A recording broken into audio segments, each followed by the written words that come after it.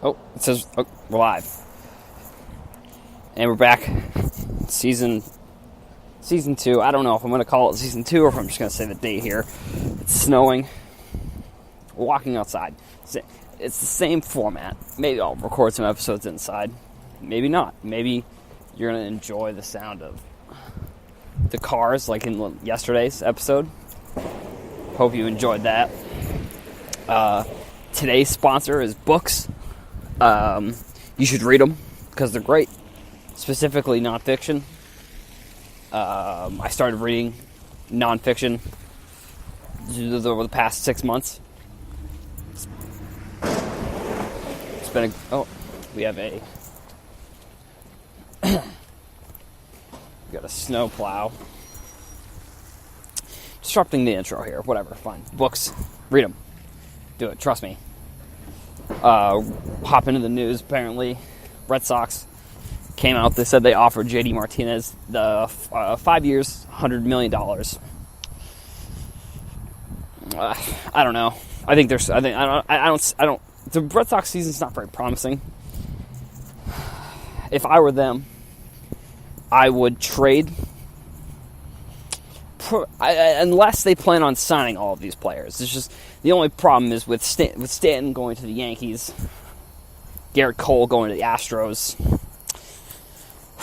The Astros, they're going to be tough to beat. They're going to be, I would say they probably will win it again. They probably have the best chance, especially now that they added not one of the best pitchers, but a pitcher that is a 2 or 1 on a bad team. Let's just put it that way. Speaking of another player on a presumably bad team is Isaiah Thomas. Came out with his statement saying that he did not want the tribute on Paul Pierce night.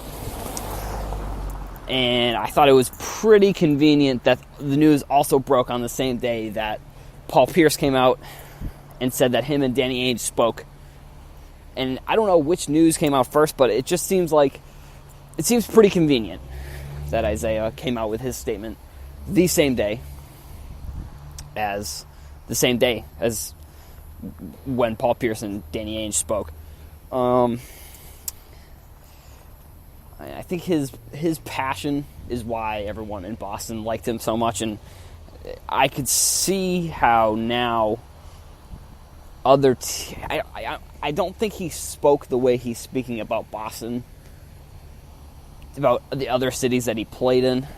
I think also the fact that he was traded for Kyrie has something to do with it. Like, when he was traded to Boston, they traded like a bunch of second-round picks and like Marcus Thornton.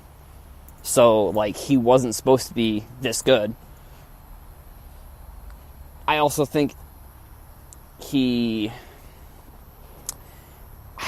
talking a lot about Boston, which I think is pretty interesting considering how much he says that he loves Boston. And maybe it's just he's just sad. He's more or less just sad that he got traded, because I think now if they win a championship, his 2-year run is going to be overlooked by the fact that they traded for Kyrie, which is unfortunate. I think Isaiah really did come here, and I think I said this in the past, he probably could have been a player that got his number retired if he had won a championship here. If he came here, won a championship, maybe signed a deal that wasn't the Brinks truck, as he was saying, wins that championship, he could have had his number retired. I'll say it.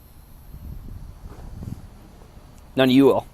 None of you people on ESPN or Nesson, if Nesson even has sports shows anymore other than the Bruins. Speaking of the Bruins, wow, another transition here. I'm working on that. That's about something I'm going to try and work on. Transitions, which so far, so good. Rene Rancourt announcing that he's going to retire after this season, which is pretty disappointing. If you're a Bruins fan, you love Rene Rancourt. It's easy. It's not even a debate. He's a great reason to watch the Bruins. Even when they were bad, it's fun to watch him. But even though he wasn't doing every game, when he was in the playoffs and he was singing the national anthem, it was just, and then you get the fist bumps. He's incredible. Incredible singer, incredible fist pumper. He loved doing it. I think that's the main reason why he was so good, was because he loved it. And that's for, I can see why. If I don't know how much he was getting paid, but he's getting paid to do appearances, maybe to do the national anthem. National anthem takes 30 seconds to a minute, and the Bruins are paying him whatever they're paying him. It doesn't even matter. They're paying him anything. They're essentially paying him for 2 minutes worth of work in a day. Sure, he's got to commute there or whatever. Last bit of news here. I don't know. It's news, I suppose. You could maybe say that it's not as important, but Malcolm Mitchell from the Patriots, he's going to be left on IR, which is unfortunate. I don't know what happened exactly, because he played in the Super Bowl, and that was his last game that he played. So, it's too bad, because I think he'll be a rookie that comes in. Well, actually, no, excuse me, not a rookie anymore. This will be his third year next year coming in. Let's see if he'll make an impact. I think that wide receiver core is very strong now. I think Philip Dorsett will come in next year and be a little bit stronger. I think coming in, not exactly knowing, and we'll see if Cooks will be another factor here. If Cooks decides to sign for cheap, because they're not going to sign him. It's just, he's going to have to do like an Amendola type deal here. Cooks is definitely going to have to sign just the way that Amendola signed. Cheaper deal. Maybe the Patriots will throw him a little bit extra, but when was the last time they did that with a wide receiver? Not very often. So that's going to be it for the episode. Core 4 Sports, Boston on Instagram. Designs by Ram on Instagram. I guess we're on YouTube. These will be on YouTube. Also on Facebook. Designs by Ram is where the video will live. It's not even a video, it's just the audio, but it'll be on Facebook. So that will be it, everyone. If you're commuting right now, be careful. If you're listening to this, it's snowy. So that'll be it. Goodbye.